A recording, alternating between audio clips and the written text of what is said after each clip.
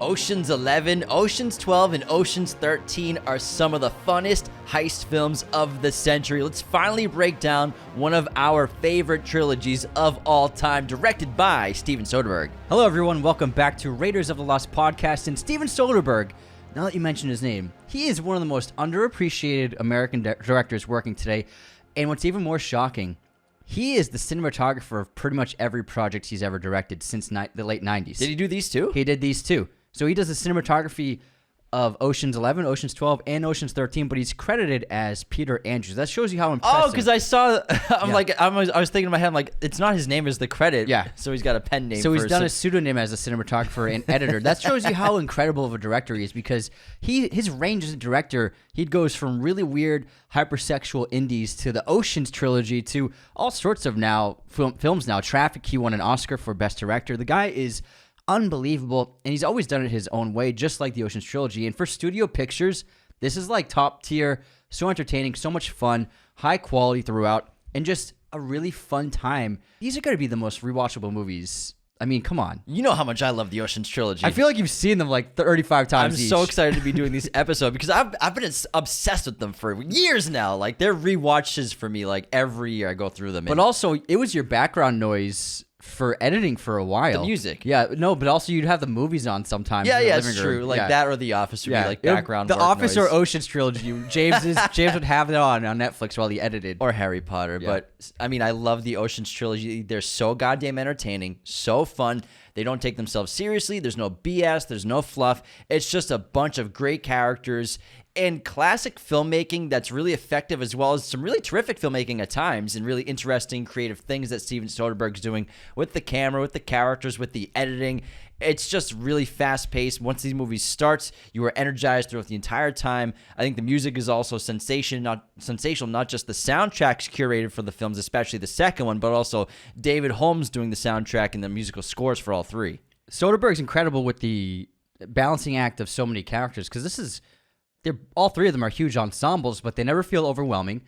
You feel like you get a sense for every character, and by the third one, you have like 16 actors in the cast who have a lot of dialogue and a lot of scenes in their own right, each one of them. And for any filmmakers who are trying to do large casts, like, they should really take note of what Soderbergh did with these films, because it's really seamless. It's easy to follow. Even when the heists and the twists get very complicated, he keeps you right up to speed, and there's no confusion whatsoever, even when it does get very complex. And I think it's a testament to like how good he is as a director, and as well as how in sync the cast is with one another, to really make you feel like you understand who each person is individually. Now, we're going to talk about all three of these films together because we love them so much. Now, Ocean's 11 came out in 2001, all the way back then. Holy shit. Oh, my God. I am old. Dapper Danny Ocean is a man of action. Less than 24 hours into his parole after getting released from a New Jersey penitentiary, the wry, charismatic thief is already rolling out his next plan. Following three rules: don't hurt anybody, don't steal from anyone who doesn't deserve it, and play the game like you've got nothing to lose. Danny orchestrates the most sophisticated, elaborate casino heist in history. On IMDb, Ocean's 11 is the highest score at 7.4 of the trilogy. Rotten Tomatoes, 83% critic score, 80% audience score. On a budget of $85 million, Ocean's 11 grossed $450 million at the global box office theatrical run. That's insane. That's great. And it was the 10th highest grossing film that year. 2001 was a banger, if you don't remember. Wow. A film called Fellowship of the Ring came out as well. Now, Ocean's 12 came out in 2004. After successfully robbing multiple casinos in one night, Danny Ocean and his crew of thieves have big problems. Despite pulling off one of the biggest heists in Las Vegas history, the members of the gang have already spent much of the money they stole, and casino owner Terry Benedict, who they stole from, demands that Ocean return the money plus millions more and interest. That's a lot of vig. Unable to come up with the cash, the crew is forced to come together to pull off another series of heists, this time in Europe. IMDb, this is the lowest scoring of the Ocean's trilogy at a 6.5. What?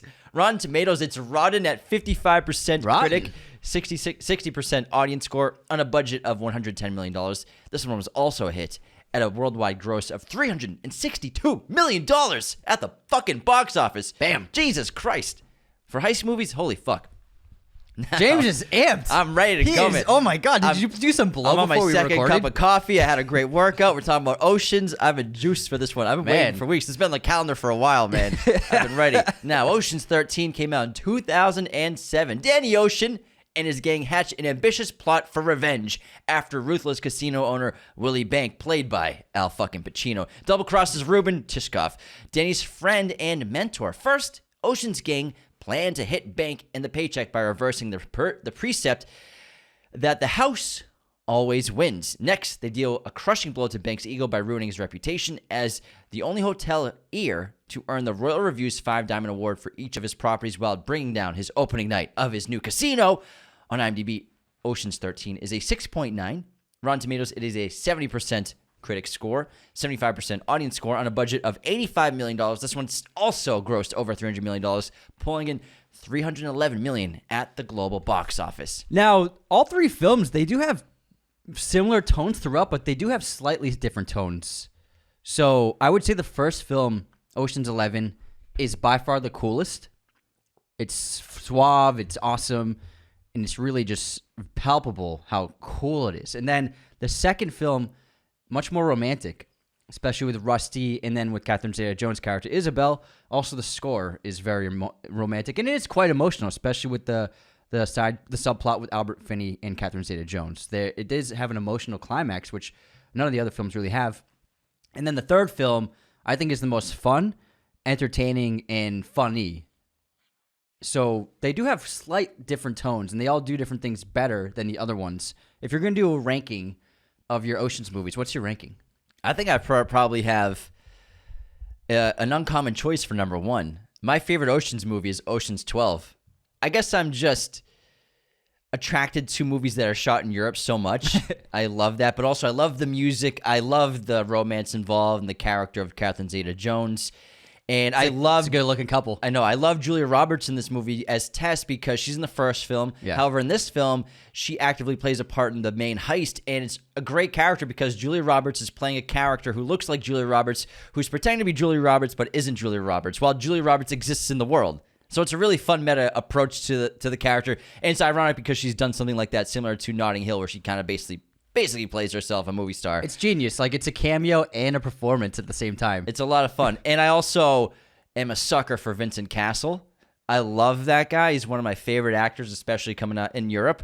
And I think him as the Night Fox is just so alluring as a plot device and as a character. And one of my favorite parts of the entire trilogy is just Vincent Cassel as the Night Fox. I So agree, I love he's great. Ocean's 12. So Ocean's 12 is number one for me. Ocean's 11 is number two. Like you said, it's the OG. It's maybe objectively probably the best movie of them all. And it's so goddamn fun. And then number three, Ocean's 13. Not to say that's not a good movie. It's an You hate excellent- I fucking love it. I fucking love that. So social media just turn everybody against each other. Oh, if you ranked it last, then it's the worst one. You hated it, right? It's mid or bust. I still love it. However, I think it is probably the weakest of them all. It does have a couple cons in my book, which we'll get to in a little bit, but I still enjoy the fuck out of it. That's a good ranking. My ranking is actually completely different from yours. I hope So so. I have Ocean's 11 as my favorite. I think that the recruitment of the characters, the script's really razor sharp. The style, this is just like effortlessly cool. Being in Vegas for the whole time, pretty much. No, not really. Ocean's 11, we are in Jersey. You're right, We're in it's all over the- Hollywood. it's all over the place, Yeah, yeah. man. It's Fucking all get over your the place. facts straight. Story, you got the Ocean's I expert said here. pretty much. No, you opened the sentence with Hold on. You said we're only in Vegas. You said the whole movie's in Vegas. Pretty much. No, you fixed it. You It's in the. I fixed it in the same You sentence. saved it. It's not pretty hold much on. only The in sentence Vegas. didn't even end. The sentence wasn't even over. because I caught you. No, he did. It was after the. I finished the sentence with pretty much. Everyone, don't worry, I got him. I got him. Canceled. You've been had. Fired. And then this is like everyone's so young in this, and it's really funny to see them before some of them really took off. Matt Damon, this is before he did Bourne. Especially. It's crazy. Also, Don Cheadle was still rising up. Casey Affleck, Scott Caan, a bunch of actors that became much bigger. Obviously, I love Andy Garcia as the villain on this one. Yeah, he's Terry really Benedict's terrific. fantastic. So I think Ocean's 11 overall is the strongest one. It's also my favorite to watch. It's my most rewatched of the trilogy. And there's some fun actor cameos in it too, as well. Then I put Ocean's 13 as my second best because as I really love 12, but my big but with it is it doesn't quite feel completely 100% right if there's no casinos involved to be an Oceans movie. For me, I feel like the lack of casinos in 12 kind of just makes it feel like a little bit too different from what the franchise is, which is why I think they went back to a casino in 13. So, but 13 I think is entertaining. I love Al Pacino as Bank. I like the idea of revenge being the motivation instead of just stealing to steal. I really like that idea of like, this is a family. One of their own has been hurt and maimed, and so let's get retribution. And let's take down this guy. And also Terry Benedict joining the gang I think is really great. So overall, I think it's the most entertaining. It's got a fun plot and so much incredible camera work as well. So many great one-ers in 13. Soderbergh he'll have these crazy long takes. Might have the best opening shot. Yeah. Where it has Brad Pitt's character, Rusty, propels down a rope, but the shot is inside of a toy store. Then he goes, the camera follows him through a wall that's been busted open into a safe. It's like a minute long. It's fantastic. And Soderbergh uses great one-ers throughout the entire franchise. They're just kind of disguised. It's very similar to the Steven Spielberg one-ers, where he's moving the camera around and showing us different takes, essentially, all in one shot. And it's really remarkable.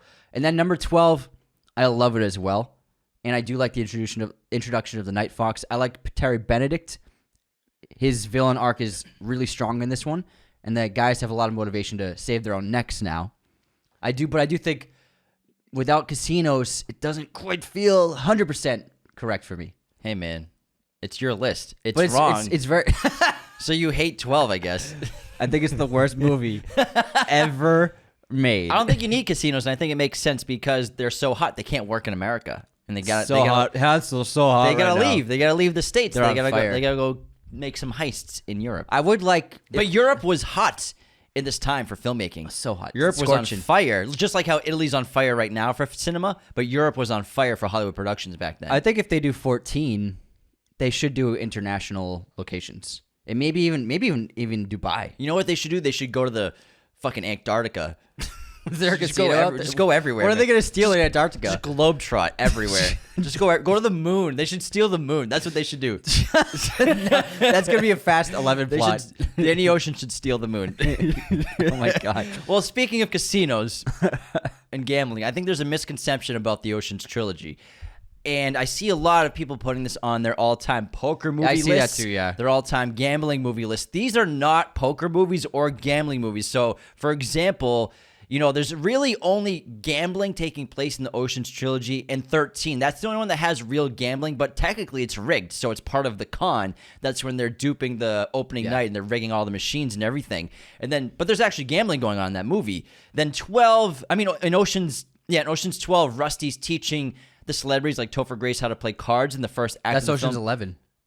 Ocean's 12, Ocean's 11. Rusty's teaching celebrities how to play cards. You're just too amped, bro. I'm jacked up. Slow down, man. I can't even hear you. I gotta take it down. So in Ocean's 11, Rusty's teaching celebrities how to play cards. And so really, that's, I guess, gambling, but not really because there's no stakes involved. Yeah, it's just a lesson. And then Ocean's 12, like you said, they're not in casinos. It's just a heist movie. So the Ocean's trilogy, they're not gambling movies and they're not poker movies. I mean, I've seen that online too, and because I've made posts about what's the best poker movie, and some people will put Oceans, and I don't look at them at all as gambling movies. Where's the poker? There's like 2 minutes of gambling in all 3 movies combined, and they're all in 13. Yeah, really. So I don't look at it as gambling or poker. It's because there's no real stakes. It doesn't have anything to do with the plot. It's really they just happen to be set in casinos and in the world of gambling. But they're not gambling movies. They're heist movies. And first con and movies. Yeah, they're con great movies. con man movies. Yeah. Now, I have a fun list of questions to ask you.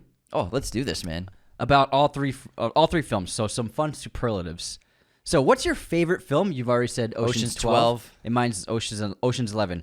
Now, out of the entire cast of the trilogy, who's your favorite character? My favorite character is the Night Fox. Nice. Played by Vincent Cassel. Maybe an unpopular pick, but I had a feeling you'd say that. He's so cool. Like, I wish I was the Night Fox in this. Like, if I could be a character in any movie. I think you just wish you were Vincent Cassel. Yeah, he's a cool guy. I mean, he was with Monica Bellucci for like 20 years. Yeah, he's he's very cultured. He's really cool. But like the Night Fox, he's just super rich. He lives on Lake Como. He's a master thief. It's what a fucking character. He's awesome. He's very smart and meticulous, and I like you. Speaking of the Night sneaky. Fox, though, Vincent Castle actually didn't need a stuntman for that laser dance at the end of 12. He's an expert in capoeira, a Brazilian dance-like martial art, and performed the entire dance himself. The lasers were added in post-production, but all of that is really him in the real shots, and also that like stretching routine he does for the entire heist day. Yeah, he's That's a great all him. dancer. If you've ever seen Len, he dances and break dances in that movie, and he does a great little nod to Len, where in that film when he's dancing, there's a shot of him. He dances, then he does the heel tap in the air. He does the heel tap in the air at the end of this scene. That scene, by the way, in Ocean's 12, when Night Fox is breaking in to steal the egg, the lasers, fake egg. yeah. That scene lives rent-free in my head. I love that scene. It's a great I'm scene. obsessed with it. I don't know why. The music's great as well, but I think it's just the coolest scene in the entire franchise. It's really creatively shot and perfectly choreographed, and it's just so entertaining. The music's great, and it's just like to see the guy he really is the greatest, but Danny just outwits him. You know what I mean? Well, then who's the greatest? Technically, Danny's the greatest. Danny's yeah, the best. he wins He the bet. loses. He wins the bet. Yeah, They just have different styles. that's a good point. They have different styles. Night Fox is more hands-on. He's a solo thief, whereas Danny uses his strengths. He has a great group of people and great people to help him. Yeah, So he's always ahead of the curve. They're just different thieves. yeah, you're right. Good point. All right, what's your favorite? My favorite character is Danny Ocean. It's pretty cool. Because Danny Ocean, I mean, this is Clooney at his peak, man. Superstardom, global sensation, George Clooney. So hot. Effortlessly cool. Great tan. Great tan. He's got such a Great good hair. tan year-round. But Clooney's always just been one of the coolest actors ever. But because he's also just effortlessly cool, but very relatable. And he has like a dry sense of humor. But he's also very talented. He's an Oscar winner. You know, the guy can act. But he just he commands the screen. He's perfect as Ocean.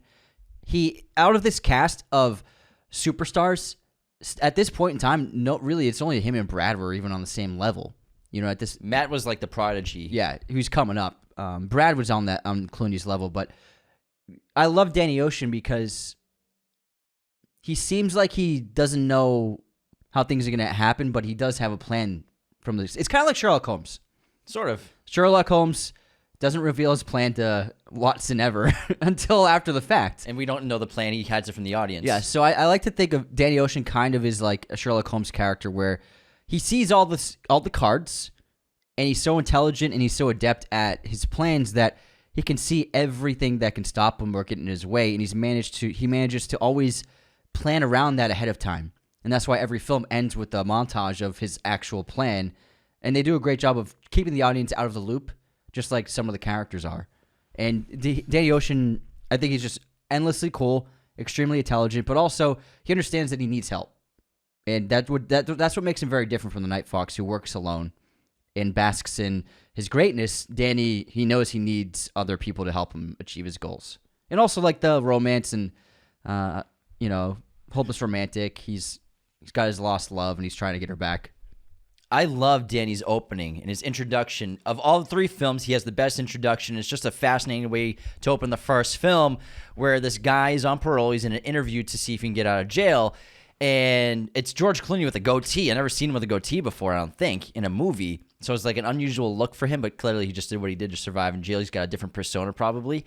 And then he leaves jail, and obviously he's getting his personal belongings, and he's wearing a tuxedo out of jail. So it's just a great little nod to this guy got pinched. Well, some sort of sophisticated heist probably. They were stealing something. They reference it with Brad Pitt's character. Rusty references it. It's something about a mask, I think.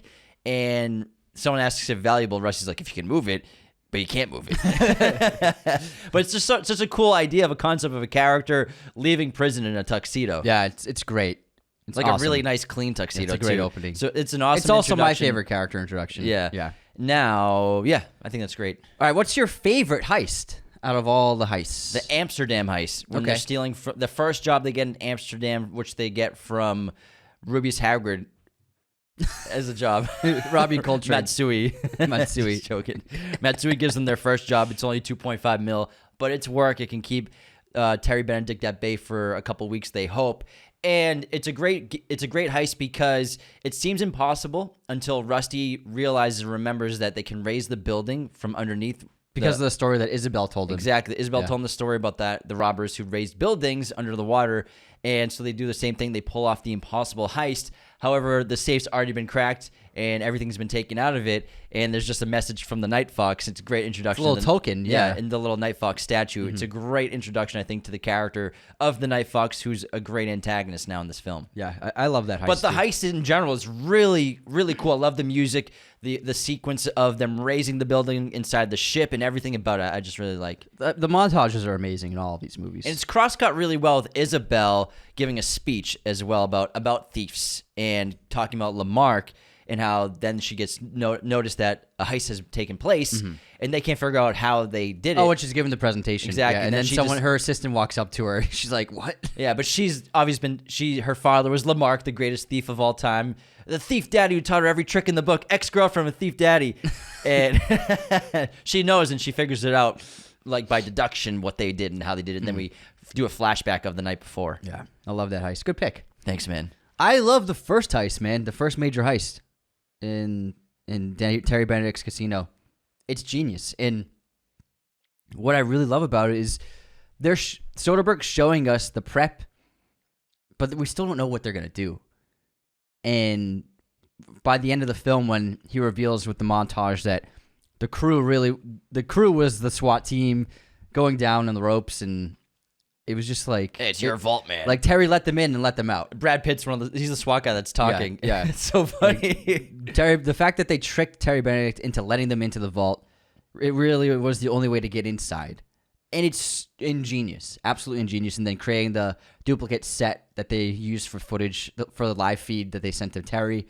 I thought it's such a brilliant, elaborate plan that's so simple too, but it's very complex to pull it off. The theory is simple. Let's trick him into letting us into his vault for real. Pretty simple idea, but how to make that happen is insane. And out of all the films, it's still, I think, the best heist that they got. Yeah, it's probably the best heist for sure. And what's so great fun. about it is it's a great con for the audience because we don't know all the information. We don't know what the con's going to be at the end either until it's happening. We don't even know that the SWAT team's them until really the last 10 minutes of the movie. Then we have the flashback of the SWAT team. You can hear Brad Pitt's voice under the SWAT mask talking to Terry Benedict. He's like, "Sir, you probably shouldn't be near your vault." He's like, "All right, well, it's your vault. Let's get out of here, everybody." On rewatches, you're like, "Oh my God, it's Brad."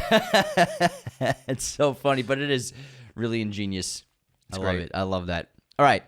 What's your favorite location in the film? It's Vegas in the first one. You know, the city where it all started, I think. But, I mean, technically the casino, the Bellagio probably. But, I mean, I just love Vegas as the first location, the big heist and everything. All right. What's your favorite one location, not a whole city? My favorite singular location in general. This might sound a little corny, but... No, not at all. You sure? Yeah. I really like the apartment in Ocean's 12 when they get to Amsterdam because it feels like a real apartment. It doesn't feel like a soundstage or anything like that. It's cramped. It's cramped. It's got the low ceilings. I think it's like their headquarters basically for the second film. I like that location a lot in the interior. That's a good pick. Yeah. I mean, Soderbergh is a very practical filmmaker. He doesn't like to build sets. Mm-hmm. My favorite location is the Night Fox's house on Lake Como. Yeah, it's fucking beautiful. Actually, I changed my pick. Him walking around this house and just the interior is like, oh my God. That's what I'm saying. You don't want to be the Night Fox? Oh my God. Francois? Oh my God. Francois Toulouse? And then the beautiful... what I love about Soderbergh is when he likes to shoot... he likes to use different times of day to shoot. And there's a few sequences happening at dusk. So... in Ocean's 13, when they're outside the pool, it's very dark. It's like that blue, blue, cool, dark evening light, right before it's dark. Yeah, 10 minutes. And it's so ballsy to do that, to film then without any extra lighting, just the practical lighting of the house. And the cast is pretty dim. You can barely see them, but Soderbergh likes that. And then there's a similar shot in Ocean's 12 at the Night Fox's house on his patio, and then Lake Como is this beautiful dark blue behind them, and then there's just the warm light of the interior of the patio pouring warmth on the characters. And I love that contrast of the warm light with the blue background. And I mean, shots like that and scenes like that, you only have several minutes to pull off the right lighting, and it works because it looks beautiful. And you can't recreate that with any kind of lighting setup. Vincent Castle on screen, he pulls it off, dude. He does. Julia and George, obviously, they're insanely talented as well, but Yeah. they're on the couch. But Vincent Castle is the one behind. With that is the background. So it's You really have maybe 1 or 2 takes for that kind of lighting. pull off your because lines. he's shooting yeah, on film. legit. It's really like, okay, this is the light. Let's just try and get 2 takes. And that's pretty much it works because it's really stunning. And it's like little subtleties like that you don't really see in big studio movies. It's kind of like uncommon. I agree. All right, who is the most stylish character in the trilogy? Most stylish? Yes. Well, you skipped coolest character. Oh, sorry. Who is the coolest character in the franchise? I will say Rusty is the coolest for the first 2 movies, but he kind of disappears in Ocean's 13 for legitimately 45, 50 minutes. He's just MIA. I guess so, yeah. He's gone. I even Maybe he was filming something. probably. And because of that, Night Fox. I also picked the Night Fox. He's so fucking cool. so cool. He's so cool. I mean, he's the fucking coolest guy. He's like one of the coolest characters ever in movies. For real. Thank Yeah. you. Thank you. Yeah, he is. He really is. My man. And because he also has like this legendary status. He has incredible taste and style. It's just very, very cool. All right, who's the most stylish character in terms of dress? Rusty probably is the most stylish, but Ruben's a close second. I would say the same thing. Rusty and then Ruben. Rusty has impeccable style. His outfits are amazing. Not counting his disguises, obviously, but he's just so well tailored. Color coordination is perfect. Like there's shots where like when he wears the white suit with the black with the black shirt, he doesn't match his shoes to his belt. He has like a white belt, but he matches his shoes to his luggage. It's like the same brown leather luggage as his shoes, perfectly matched. It's things like that. It's like little details like that. It's just like so cool. Whereas Danny's very stylish too, but he has more of a classical, traditional kind of style of dress. Very simple. He's the modern man. Yeah, Rusty. Rusty. You got 10 minutes of him. Rusty is very creative with his style. Although he does take it a little too far in the opening of Ocean's 12 when he picks up Danny because he's been spending his money, and Danny makes fun of his outfit because he's been spending it just like in terrible ways. But then his fashion gets way better after that. Yeah. But he's always sharply dressed. And I like the opening of 12 as well, where he is with Isabella and he's got the bleach blonde dye in the bathroom and everything like that. So I love that shot when that's a great long take too, where he comes into the apartment and she's like lying in bed and she's telling him about how they got a fingerprint. And Oh, really? Oh, really? He goes, we follow him into the bathroom and then he jumps out the window. It's all one take. It's really great. I love that. I love that scene. oh, you don't say. It's We fantastic. can even tell if he has dandruff, uses bleach dye. And then it looks, it reveals it. Great shot. All right, who is the best villain of the franchise? That's a tough choice. They do a great job with the antagonists in the I franchise. think that I would normally say Night Fox, but he's kind of a secondary antagonist. I think Terry Benedict is just a very strong villain, especially in the first 2, and then hopping on board as being part of the crew technically and part of Ocean's 13. I think that Terry Benedict is a solid villain throughout the entire franchise. That is really solid. He's good. Yeah, I agree. He's very solid. He's made of matter. He's a solid character who's like very solid. Thank you for that insightful comment, James. If you like put your hand against him, He's like there. your hand would stop. the matter. The matter's close enough. Like you saw Oppenheimer, right? And he's talking about matter. Oh, yeah. How it's basically, so I don't know if you know, matter is particles and they're just always so moving. close together. Yeah. But they're so close together, it creates matter. It's solid. And mass. And it's solid. So that's why like your hand wouldn't pass through Terry Benedict. All right, I also picked Terry Benedict for being a solid character. Which film do you prefer him in? Terry Benedict? I like him. First I film. like the first film. First film, he's Yeah. awesome. I think it's great. The second film, he's more of a comedic villain. Yeah. Because he's going to kill the guys if they don't get him his money. But at the same time, you're like, they're going to pull it off. He's not going to kill them. But it's still, he's luring in the back. He's like in the shadows. And I thought it was really brilliant to get him involved in the crew in the third. Yeah, I me thought too. it was great. It's fantastic. That monstrosity casts a shadow over my casino. Over my pool. Over my pool. All right, next up. Who is the funniest character in the trilogy? That's a good question. I think that... There's a lot of great comedic characters. Casey Affleck's great. Yeah, Scott Caan's Bernie great. Mac Bernie Frank Mac's, is really yeah. good. Saul's funny. Ruben's funny. The thing with Matt Damon as Linus is in the first film, he's not really comic relief. He's just basically the prodigy. But Oceans 12 and 13, he becomes the dad of the group. He becomes very corny and silly and just like a Boy Scout kind of humor, which is a different, I think, characterization. I think he's the only character that transforms in terms of going from the first film going on. I think they want to do something different with it, get a little more humor out of Matt Damon. Yeah. But Well, because he did Born Identity the year after Ocean, so they're like, oh, let's fucking give him more stuff to do. yeah, because the first Linus in the first film is not Linus in the second two. It's because it wasn't the Matt Damon that blew up then. Yeah.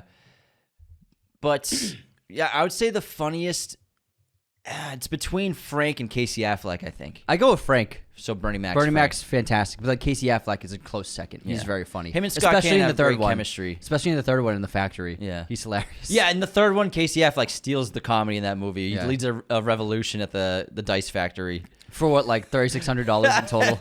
They 36,000. They asked like, oh, 36,000 each? No, total. I'll just write him a check.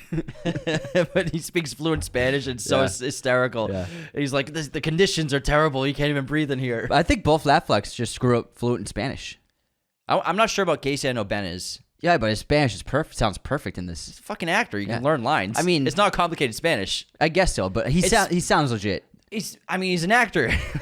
you could learn these lines easy. No, but not everyone's great with the accent, though. He's an Oscar I winning know he's an actor. actor. It's fucking Casey Affleck. Say it one more time. He's an actor. Say he's an actor one more time. You're acting. You're acting like it's. Listen, I think that No, there are actors that can do accents, and there are actors that can't do accents. Absolutely. he does a gringo Spanish accent. I'll give you that. But the Spanish is not super complex, where you understand what's going on without the captions. Yeah, because they don't caption it. I'm saying. I think both Afflecks are fluent in Spanish. Because Ben is. I don't know that information. I'm just saying. I just know that Ben is. I am speculating, Jim. It's Well, I just wanna- speculation. All right, cool. Well, yeah. I'm not saying When you word it- definitively. I'm the way I worded it was I think both Afflecks are fluent in Spanish. No, Anthony definitely said, I know for a fact that Casey Affleck is more fluent in you gotta Spanish stop than Ben. misinterpreting my speculative remarks You because gotta that's stop- what it is. You gotta stop spreading disinformation on Pure the show. speculation. Anthony. You gotta stop spreading this stuff. This nonsense. This guy. All right, favorite disguise. What's your favorite disguise out of the franchise? There are a bunch of good ones. I would say is a tie. Well, actually, no, it's not a tie. Brad Pitt's disguise as the earthquake scientist. The geologist. The geologist. Is he a geologist? Earthquake scientist. I thought it was specifically an earthquake scientist. It could Well, be. geologists, they're not experts on earthquakes. No, they aren't. Yeah, so I don't know what it is called. fuck out of here. It's better than better than earthquake This guy scientist. is spreading disinformation around here. Earthquake scientist. I'm gonna Google earthquake scientist. I'm sure there's a name for it. Let's see, because he goes. It's part of their plan for. I Terry also Benedict. actually also picked that as my favorite. I picked that as well. It's great. And he's got this ridiculously thin but long handlebar mustache wispy hair. that goes to like his chest and really long hair. Seismologists. Seismologist. So they're earth scientists specialized in geophysics, which study the genesis and propagation of seismic waves in geological materials. Thank you. Seismologist. So he plays. Seismologist. He He cons plays an as a earthquake scientist. Earthquake scientist sounds more It fun. sounds way cooler than seismologist. They Lame. should change that. Yeah, change that to earthquake scientist right now. So, but More there's people would sign up. I also picked that. I think it's great. It's really funny. There are also other great costumes disguises. So Linus and the fake nose. Also Yeah. in Ocean's 13 is really hilarious. The nose plays. The nose The plays. nose plays. Then Give him a stimulant, a strong one. yeah, make it strong. Then Daddy and his handlebar mustache in Ocean's 13 is great. Yeah, that's really good. It's fantastic. And then Rusty as the doctor. Also Okay. in Ocean's 11. No, Ocean's 13. Yeah, Ocean's 11. Yeah. To get Saul into the vault with the his box. Saul has the fake heart attack, and Rusty comes in as the doctor. Yeah, yeah. But He looks like Guy Pearce in that scene. I don't know why. the hair. Yeah. So the wig that Brad Pitt wore in that scene as the doctor in disguise is actually one of the spare wigs from Austin Powers. No way. So he wears an Austin Powers wig in that. In actual Mike Myers Austin Powers wig in that scene All right. I think also Don Cheadle in Ocean's 13 as Daredevil. as the Daredevil is a Yeah. really great costume too. Really funny fantastic. accent, like a southern accent. And then Tess as Julia Roberts. Great disguise. And then Virgil as the Mexican factory worker. I gotta say, Bruce Willis cameo in Ocean's 12 has got to be one of the best cameos I've ever seen. It's great. It's really great. It's hysterical and kind of spot on to what you think Bruce Willis is probably like. Yeah, I think he just kind of just plays really himself. Whereas, because Topher Grace and Joshua Jackson are also in Ocean's 11 cameos, he's teaching all the TV stars how to play poker. I feel like Topher plays an exaggerated version of himself, 100%. especially in the second one where he's destroying the hotel room. He's been on a bender there for like 2 months. He says, I totally phoned in that Dennis Quaid movie. I quit the show, which is like kind of a reference to that 70s show because he did leave that 70s show. So it's sort of like Jonah Hill in This Is the End. Yeah. So they're actually, all 5 of those actors they were real actors. So Rusty's training the teen idols, he calls them. And so they were Holly Mary McCombs from Charmed, Topher Grace from That 70s Show, Joshua Jackson from Dawson's Creek, Barry Watson from Seventh Heaven, and Shane West from Once and Again. All huge stars in the late 90s. All right, so I just Googled, is Casey Affleck fluent in Spanish? He told a TV series that he is fluent in Spanish or learned Spanish while shooting a TV series at the age of 13 in Mexico and picked up on plenty of it. But I don't think he's as fluent as Ben. I've seen interviews. Well, because Ben's dated Spanish-speaking women, so. And Ben's very conversational in Spanish, and he spends a lot of time in Dominican Republic, from what I've heard. And Casey, I think, is okay at Spanish, but Ben's 100% fluent. Oh, yeah, for sure. I mean, he dated Anna de Armas and J-Lo. Lucky guy. That's what I'm saying. He loves the Spanish-speaking women. He does. Moving on to what's next. What's your favorite musical score? I would probably go with Ocean's 12. I think Ocean's 12 is excellent. I concur. Ocean's 12 is the best score. The other ones are fun, but Ocean's 12, it's really, really romantic, and the acoustic guitar is great. It's really fun. All right, I cool. like it. Me too. So, fun fact, speaking of Casey Affleck, so he and Scott Caan play Virgil and Turk, brothers, the Malloy brothers. They're great together. I love how he doesn't add Scott Caan's character to this toast at his, it's great. engagement party. Yeah, it's so funny. So Luke Wilson and Owen Wilson were originally tapped to play the brothers. No way. But they dropped out last minute to film the Royal Tenenbaums. Well, I think that worked out then. Oh yeah, because I mean, I can't imagine Royal Tenenbaums without them, and then I can't imagine Oceans with the Wilson brothers doing this. Yeah, I wonder if it would have worked as well. Their humor might be too dry for this movie. Because the bickering, it's like that sibling bickering where it sounds intense, but it's really not. Whereas I'm not sure the Wilsons could have pulled that off. Like Bottle Rocket, their characters are kind of like that, but it's very dry bickering, if that makes sense. Yeah. But where it's like these two, it's like they can't stand each other, but then they love each other.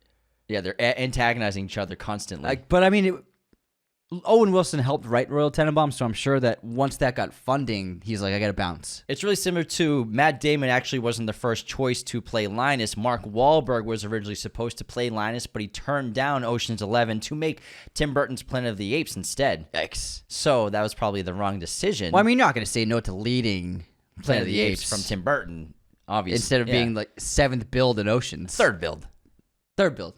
I mean, Julia's third build. No, not on the poster. Not on the poster? It's just George, Matt, and Ben. I mean, Matt and Clooney. Oh, it's because she has such a supporting role. Yeah.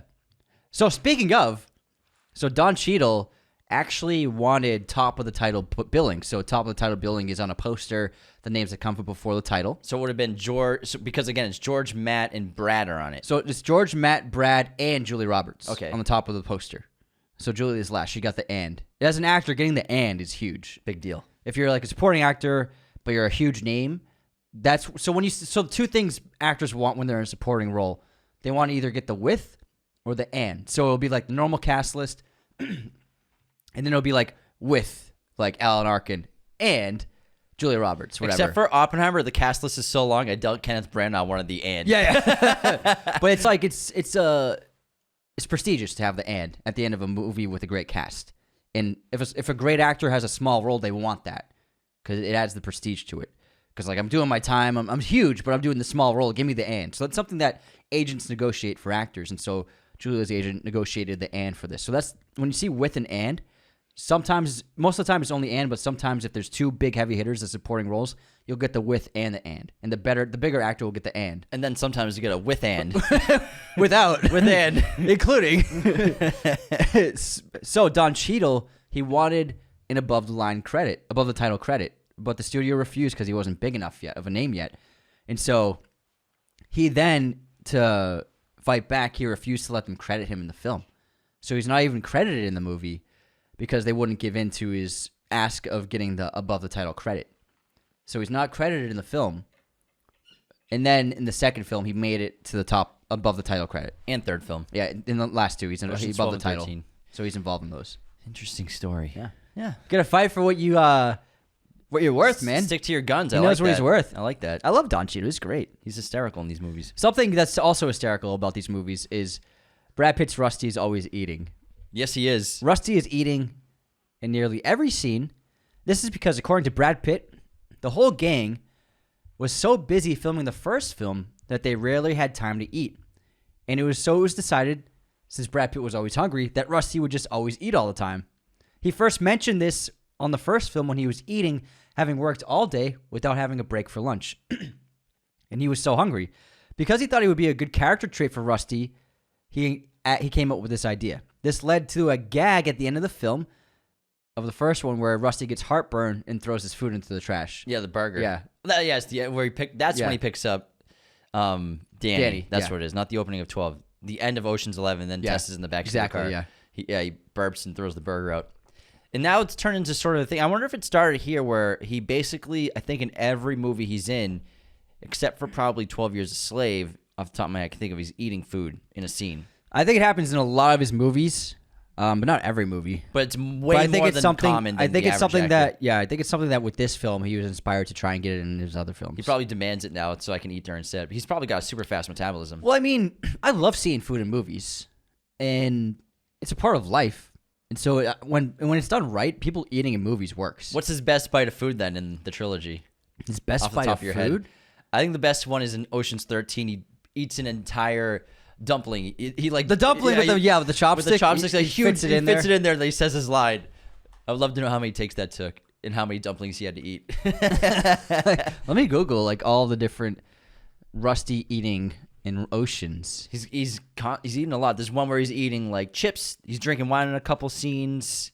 Like I like when the Night Fox wakes Danny up at 3 a.m. No, at midnight. Yeah. Wakes him up at midnight. Oh, he's mean. He's mean. How many espressos have you had? 5. All right. So he's eating peanuts at the racetrack. He's eating gelato in the yeah, secking one. That's why he funny. licks the spoon Licks like the weird. Yeah, the burger. He eats a sub in the second film. Is there a Twinkie in one of them? No, I'm not sure about Twinkie. I think, Oh no, that's Moneyball. I think Twinkie might be either Moneyball It's or Money- Meet Joe Black. 1000% Moneyball. But I think you're right. I think the dumpling is the funniest one because it's so big. Yeah, it's some fucking whole thing. I love Rusty. Yeah, Rusty's great. But I'm telling you, he disappears in 13 for quite a bit. He's Moneyball is a Twinkie. Yeah. He eats the whole thing. Yeah, See? called it. I can picture it. Deep throats that thing. All right, how about we run to our intermission, then we'll come back and talk more about the Ocean's Trilogy, Yeah, Anthony. yeah, let's do But before we continue, the best way to support Raiders of the Lost podcast this year in 2024, the new era of the show, the 4th season basically Era of our 4. weekly show, is to become a patron at patreon.com/Raiders of the Lost podcast. Why would you want to become a patron of our show? How about I tell them, Anthony? What do you think? So many reasons. So Get many into it. reasons, because you get access to free bonus episodes every single week of the show. If you are a patron, technically that wouldn't mean they're free then, but you, for a minimum of $2, get access to 2 weekly bonus episodes. You also get access to the ad-free version of our show. If you want to listen without ads, you can link your Spotify on Patreon and listen to the ad-free versions every single week.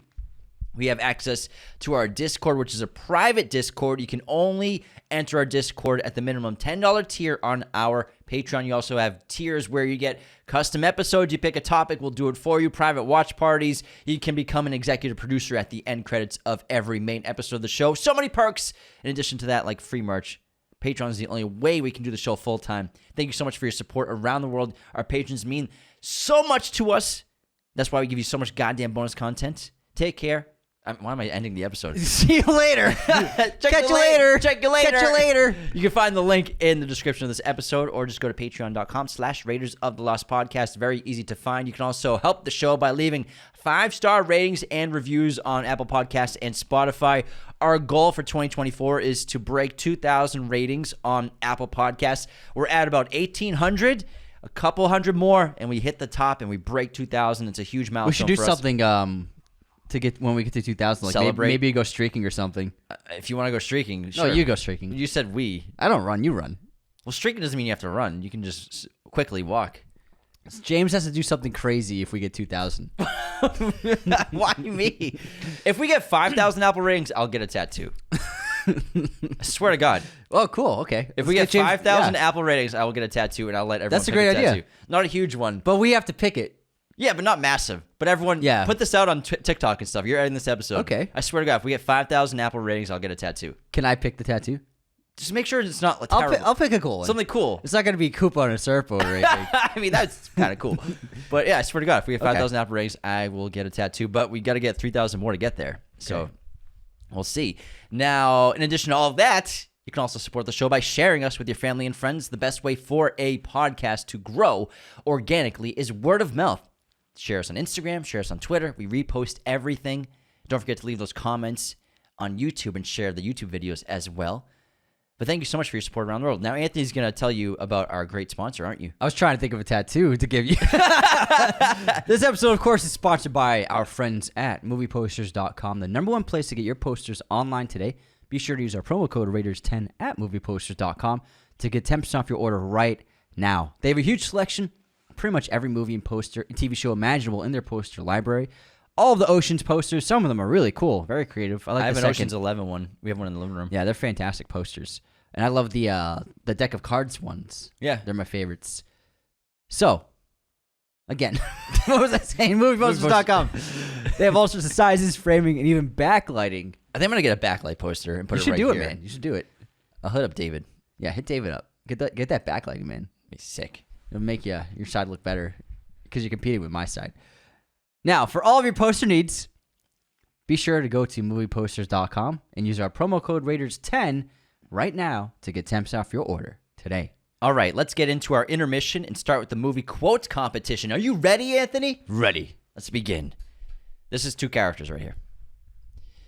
You are making big profits from my work, my risk, my sweat. But that is okay because I elected to make that deal. But now the deal is over. I want my end and I am out. The other character. Why don't you join a labor union? I don't know. So this is Thief. Oh, nice. Frank's trying to get out of his deal that he's pulling heists. Fantastic movie. Yeah. All right, here's my quote. Choto Kenichiro, dozo, moto penekeko, moto penekeko, moto penekeko. Crap. Sounds very familiar. Say it again. Choto Kenichiro, dozo, moto penekeko, moto penekeko. I don't know. Inherent Vice. Oh. Rolling. It's a good one. And the cook's just like looking at him like cracks me up. Anthony, guess this movie release year. Jackie Brown. 1998. 97. 97. Damn. What year did The Usual Suspects come out? When in the 90s? Or was it the 60s? Shut the fuck up. I don't think Benicio del Toro was alive. He was probably born in the 60s. Yeah, it looks like he was born in the 60s. Let's see. The Usual Suspects came out in 1996. 95. Oh, God damn it. Close, but no cigar. No cigar. All right, Anthony, movie pop quiz time. Who directed Logan Lucky? Mr. Soderbergh. I said no peeking. That's great. I am incarcerated. Craig is amazing in that movie. He's so funny. He really is. All right, what did Benicio del Toro win his Oscar for? Benicio won his Academy Award for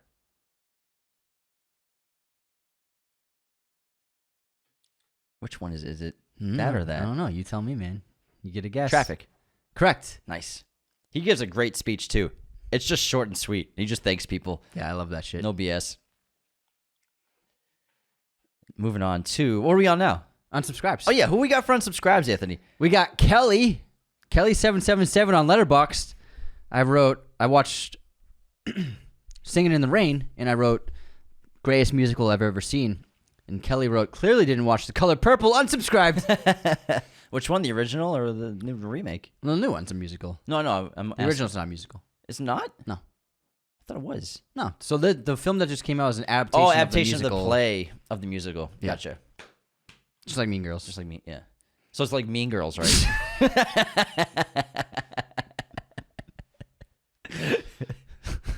Next up, we don't have a unsubscribe, but someone made the most incredible graphic on Twitter to one of my tweets, and I just had to talk about it. So I made a great tweet about Screen Rant said that Paul Giamatti was Marvel star. That was the headline. Called him a Marvel star. Marvel star Paul Giamatti. Don't even say his name; they just said Marvel star. And so I tweeted them, called them out on it, and roasted them, and everybody loved it. But a listener of ours, Albert Diaz, made an actual meme. Really? So from Sideways, where Paul Giamatti's yelling at Thomas Hayden Church, saying, "I'm not drinking any fucking Merlot." So, but Albert he made a meme. He said, "If someone calls me a Marvel star, I'm leaving. I'm not a fucking Marvel star." Can I see it? Yeah, it's genius. Check it out. It's like an incredible. Oh, that's awesome. I loved it. It cracked me up. Thanks for the meme, Albert. Yeah, that was great, Albert. Nice throw. Thanks, man. All right, is that it? That's it. I have a great new 5-star review Oh, on let's Apple hear it. Podcasts. Again, all you need is an email to sign up for Apple if you don't have iTunes or an iPhone. Awesome movie podcast. This is from Ixnomac Dixel. Great podcast starring two brothers talking about movies. The huge backlog of episodes is an endless amount of enjoyment to get me through driving around the kids and making dinner. It'll be a sad day when I'm caught up. Only have multiple new episodes a week. Love that. There is a huge catalog now. There's a lot. I'm glad we can entertain you while you drive the kids around. Thank you so much for the 5-star written review on Apple Podcasts. We appreciate it, and we love to read them out. Again, I will get a tattoo at 5,000 Apple ratings. Do you think 5,000 is too high? Maybe 4,000? It's a tattoo. It's on my body for the rest of my life. I don't think it's high at all. Let's make it happen, everyone. Yeah. All you need is an email. You can make a bunch of burner emails. Man, what should I The have boys James in the get? Discord are just going to make like 100 emails each. Whatever works, man. Whatever works. All right, let's get into our streaming recommendations. I'm going to suggest a film on Apple TV called Wrath of Man from Guy Ritchie. The guy. That guy. I love that movie. It's really cool, starring Jason Statham. It's badass. It's dark. It's brooding. It's intense. It's also an excellent kind of heist movie.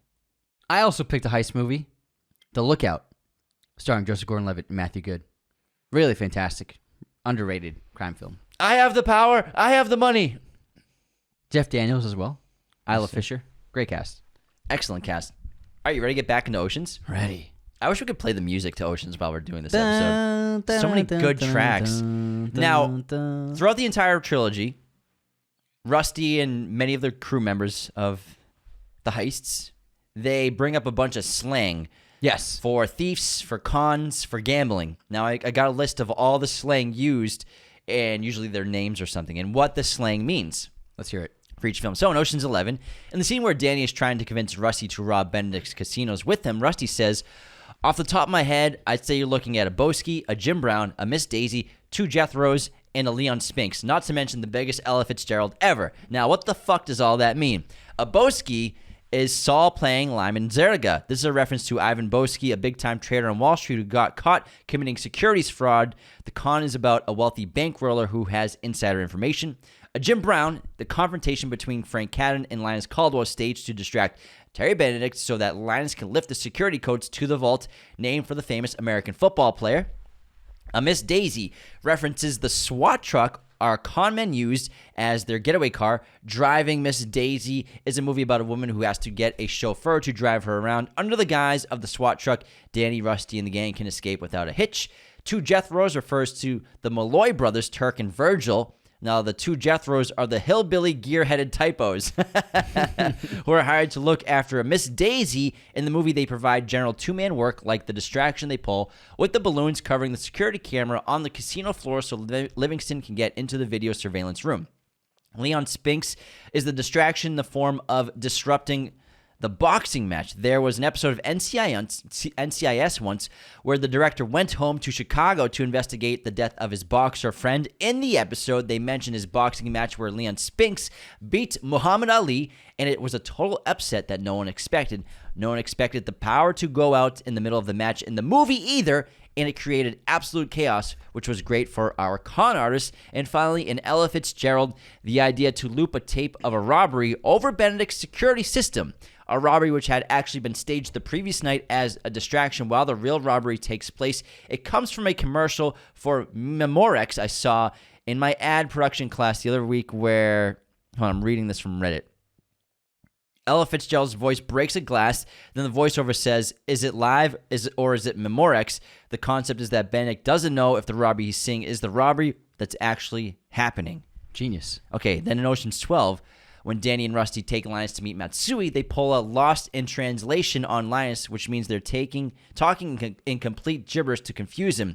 In the scene where Linus, Basher, and Turk are trying to come up with cons to do with three people, they mention the Smuggler's Paradise, Swinging Priest, Crazy Larry, Soft Shoulder, Baker's Dozen, and Hell in a Handbasket.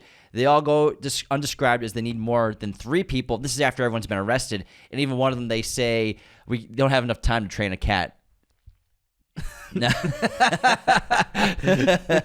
The looky-loo with a bundle of joy con Linus, Basher, and Turk pull off refers to them bringing in Danny's wife, Tess, played by Julia Roberts.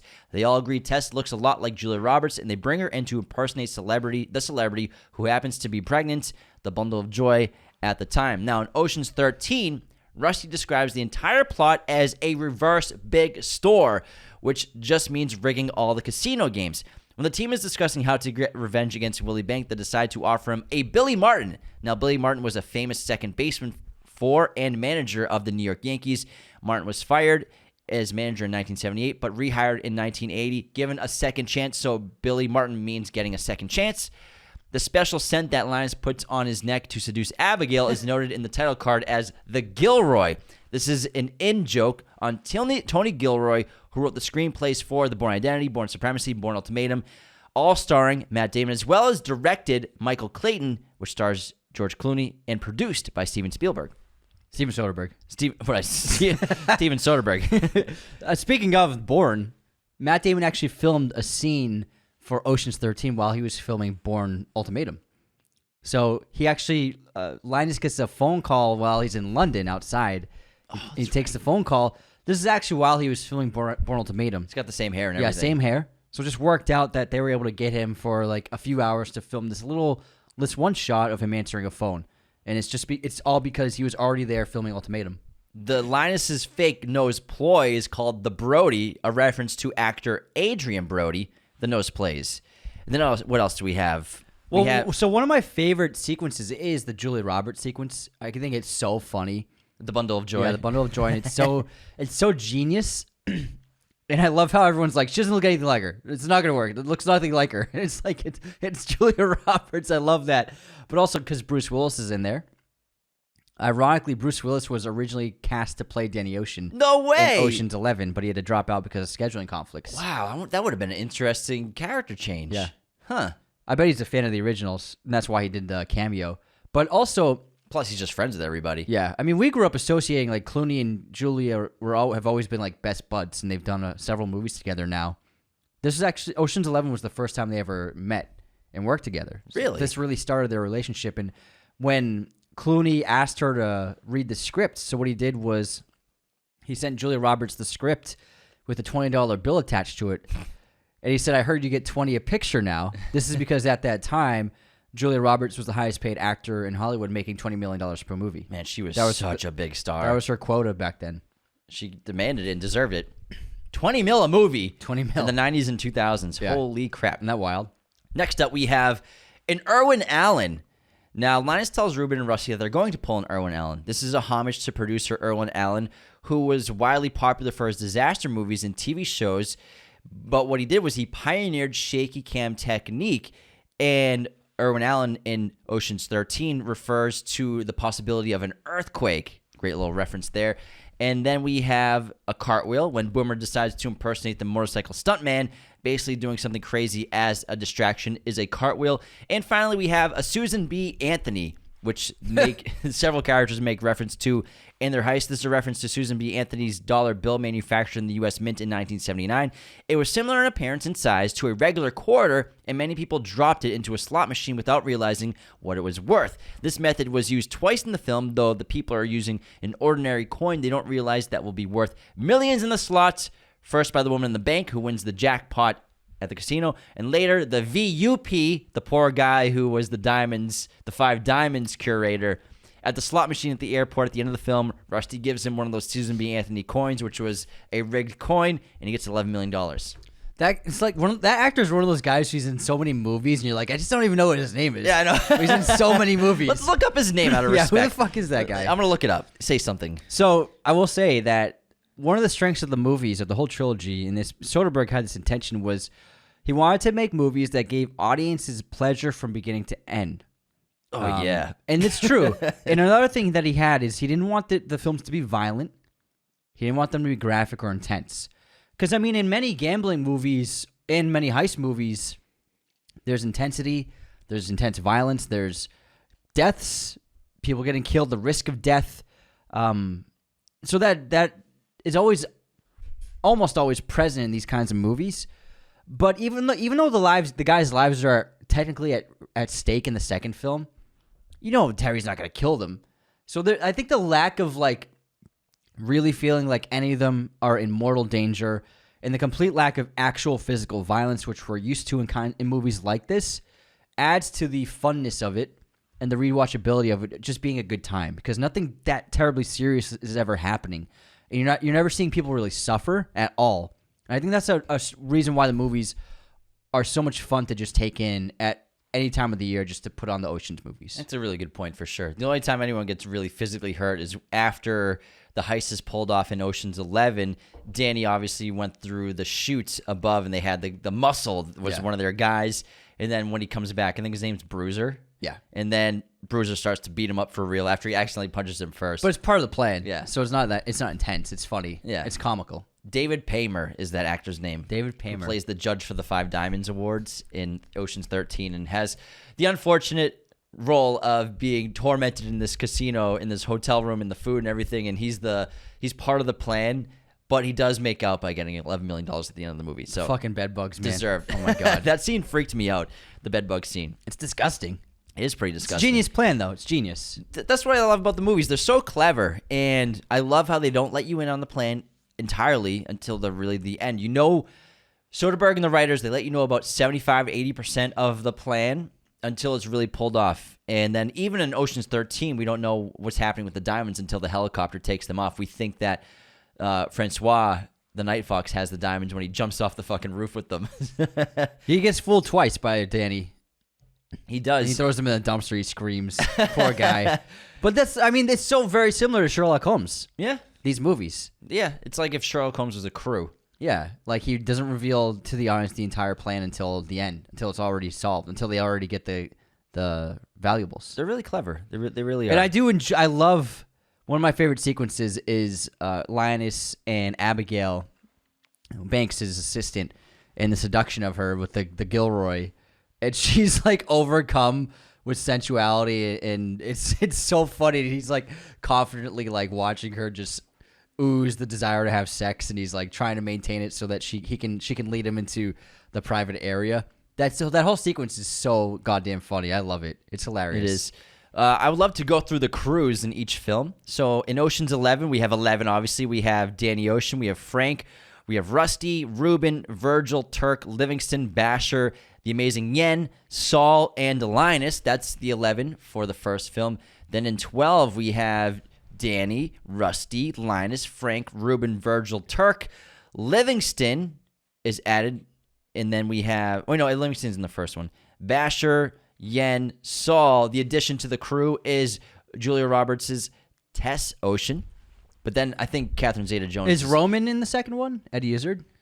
Roman, but he's not technically part of the 12. He just helps out. Roman, by Eddie Izzard, just is like a contributor to their plot. He's not fully in the crew. Yeah, he helps Livingston. But he's a great character in the second and the third film. Yeah. And then we have Albert Finney as Gaspar Lamarck is great. He's uncredited in this movie, Really? but it's so funny to see him in this, even though he's the main villain in the Bourne trilogy. Yeah. It's pretty funny. But I love how, because in the flashbacks, Soderbergh shoots in black and white. He actually wanted to shoot Ocean's 11 black and white, That would have been really cool. but the studio wouldn't let him drop the studio said you have to drop the budget if you want to do that. Yeah. We're not going to invest $100 million into this. So then he was like, okay, I have to keep it in color. I mean, that's a studio's smart decision, I think. It wouldn't have been as successful, I think. Yeah, It was no a black way. and white film. No way. Catherine Zeta-Jones, like you said, is Isabel, is just a really great character in the second film. Great opposing force to Rusty and the crew. And then for Ocean's 13, we have the same exact crew, except for Tess is gone. So our crew is now Danny, Rusty, Linus. Terry Benedict has been added to the crew. Basher, Frank. Roman is now officially part of the 13 here. Virgil, Turk, Saul, Livingston, the Amazing Yen, and then Ruben. So our 13 is everybody minus Tess, but now we're adding Terry and we're adding Roman officially. I would have liked it if Tess and Isabel were in the third film. If they were? Yeah. Yeah, it's just the boys' show in this one. Because they say no. What do they say in the opening? It's not their fight. It's not their fight. They let the audience know right away, like Yeah. the girls aren't going to be in this movie. I think it would have helped if Catherine Zeta-Jones and Julia Roberts were in it. Maybe there was just no way to get them in scheduling wise, because I mean you already have a stacked cast, and these are two of the biggest stars alive at the time. Mm-hmm. So maybe it was scheduling conflicts. Maybe. But I think it would have improved the film if they got the girls involved. I think so too. That's why if they make Ocean's 14, I think they should have Tess, and I think they should at least just have Tess come back. Yeah. Because it seems like Isabel and Rusty broke up, but I think Tess is an important character. I don't think Rusty could ever keep a relationship. I don't think so for either. Very long. But Tess, I think if they're going to make Ocean's 14, pretty much everyone will come back. Obviously, Bernie Mac passed away, so he won't. But I think keep Eddie Izzard as Roman. Nigel have Eddie come back for that character. And then bring Julia and maybe somebody else. And that I believe everyone else is still alive. The only person I can think of that Well, Carl Reiner might be very old. I believe he retired actually from acting, so he won't be in it. Okay, so then they could get a couple of new cast members in too. I'm not sure if Casey Affleck will want to do it because it's such a small role, maybe. Unless they improve his role. He Yeah. still has done some small stuff here and there. I mean, That's he's got one scene in Oppenheimer. Yeah, but it's Oppenheimer. Still, it's only 5 minutes of screen No, time. you're right. if You're that, right. You're not right. even. Okay, yeah. So I think Casey would do it because it's Matt's in it. Like, and I guarantee if Casey's in it, he's a bigger role. Yeah. I really think they should do Ocean's 14. I think it would kill. I think it would be a lot of fun to revisit the cast because the strength of the movies is the cast and the characters. They're so likable. They're so lovable. They have incredible chemistry together. It's just a really fun hangout session with them, basically, when you watch these movies. Yeah. And I would love to revisit them in theaters because I remember we saw these all in theaters. Like our dad took us to see these movies, and Yeah. I really loved them, and I would love to see them all in theaters again. I think that's why I feel so fond. I have such fond memories of these movies. Is just like the theater experience, but also each one's different. They're not just all casino heists. The first one obviously is stealing from the vault of the Bellagio in the first film. The second film is completely different. They're not casinos, like you said. They're just pulling off heists in Europe, and then it's competition to see if we can get our debt paid. It's a very convenient plot device. Obviously, I'll pay your debt if you beat me at stealing this egg. It's convenient as hell, but it works. And the third film is a revenge plot, stealing from a casino, but in a different way. They're stealing, but they're also destroying the casino Yeah. and destroying the bank. The Bellagio was actually essential for the first film even working. So the Bellagio gave them complete access to filming there. Even the security section, So they let them see the footage. They actually, they let the production use actual footage from the security cams, and they also let the crew use up to 25% of the casino at any given time for filming. So none of these are built sets. They're all real sets. They're all real parts of the Bellagio. So that's why it looks so great. Then it was so extensive that the Bellagio couldn't even use their valet parking garage for like high rollers and VIPs. So even like the wealthy VIPs had to park in the normal parking garage because the crew is using it for the film. Yeah, but it's incredible marketing when you think about it. It's a huge amount of marketing that just was free. Forever. It was so smart of them to do that because these movies are iconic. They're legendary, especially the first one.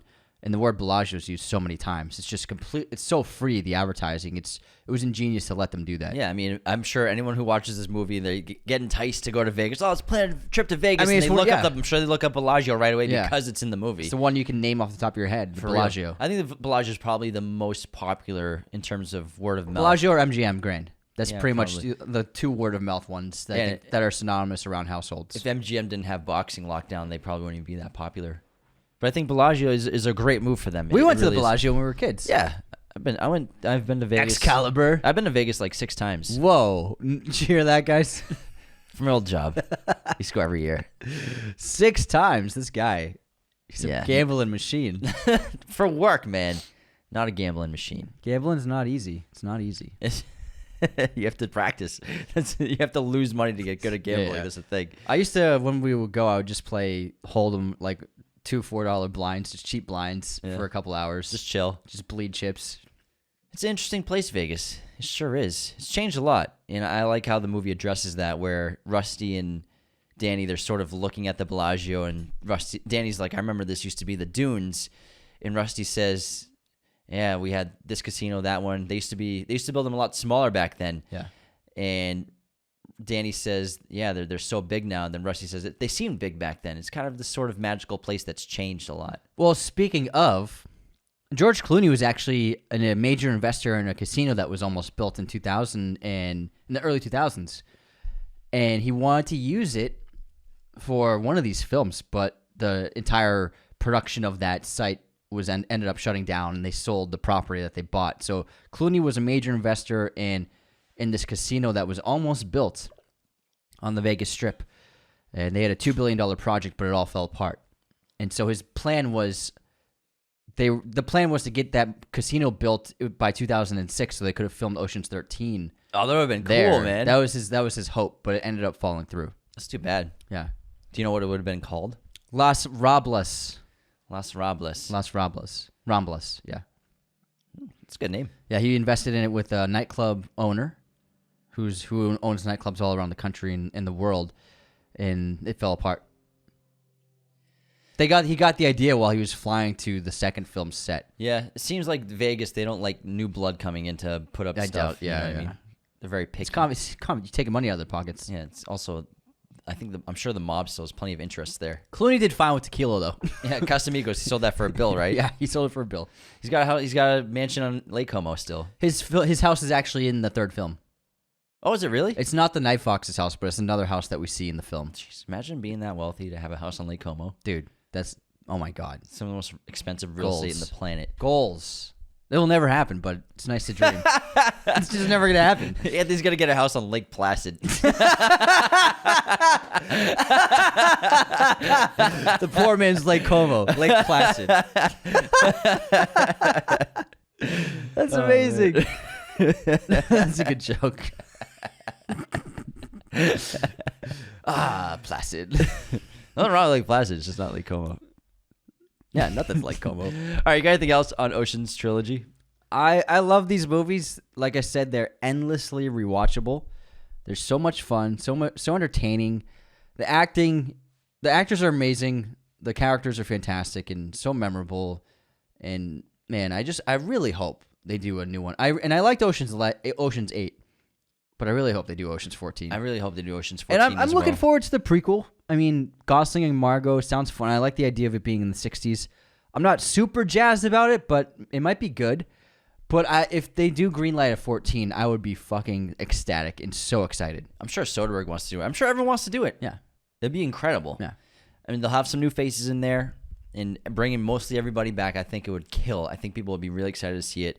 And I think we're entering a world where a new state of Hollywood post 2010s, post early 2020s, where people are more interested in movies like this. I think now they're coming back. I think. Yeah, I think so too. I think that, movies like this that used to be blockbusters, they haven't really been caking lately, but if they make another one of these, I think it could do really well at the box office. What I mean is studios aren't taking chances on movies like this anymore. This is a movie, if they make a 14, like a lot of the audience are people like us who grew up with the movies, Yeah. 30s and 40s, that would go to see this movie for sure. Mm-hmm. I think so. Yeah, they're fun, they're mature, but also everyone can watch it. They're not rated R. Yeah. There's a blast. Sublime! Sublime!